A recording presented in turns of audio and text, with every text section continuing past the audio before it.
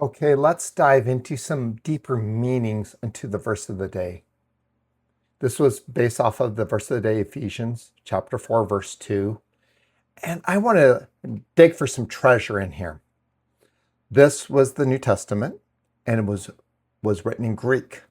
So I would like to go into the word gentle and patient into the Greek words to see if we can get some more richness out of the text. Now the word for gentleness in Greek, as it was written, was the word prautes. prautes. My pronunciation is really bad in Greek, but prautes. It's a word that's the word that means gentleness, but its actual definition is around mildness of disposition. It often represents strength under control or power tempered by love. It's not weakness. It describes calm and collected, controlled. And a humble spirit, rather than reaching rage, can accept God's dealings and have that self-control, which is a fruit of the Spirit. So don't confuse being gentle with being weak. It describes calm, controlled power. God's power. God is powerful. Tempered by love. God's power without love would be terrifying. Let's also look at patience. Let's do a definition of patience. Let's see what that patience sounds like. It is the word Macrothumia. macrothumia.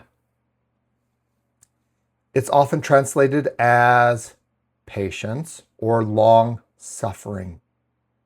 It derived from makros, long, and thumos, anger or passion. Literally meaning long tempered or holding back anger for a long time. It signifies endurance, specifically regarding people and provocation rather than just difficult circumstances. When we get poked, how do we respond? Someone cuts you off in traffic.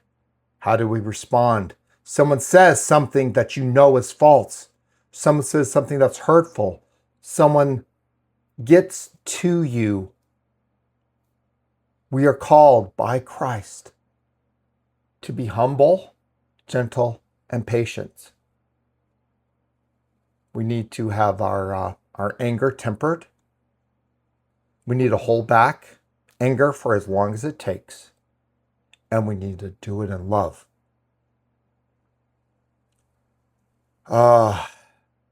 That's how God's going to use you. And He's going to bless you. And as a church, the church isn't a structure, isn't a building, isn't an organization, isn't a club. Being part of the church is relationship with God. I don't care if you're a Baptist, Pentecostal, Presbyterian, it doesn't matter. Do you love Jesus? Have you accepted the gift of God's grace in your heart? Then you are my brother or you are my sister. Because I don't know everything about God. He is beyond me. And we go before God humbly. And remember, we're all different parts of the same body. And a hand may be different than an eye different than a tongue, and a tongue different than an ear. It doesn't mean one is greater than the other. So with that, I encourage you to go out into this world. Don't have a chip on your shoulder. Don't yell and scream and demand. Do what Christ tells us to do. Be humble, gentle, and patient. And let God's power work through you. Have a blessed day.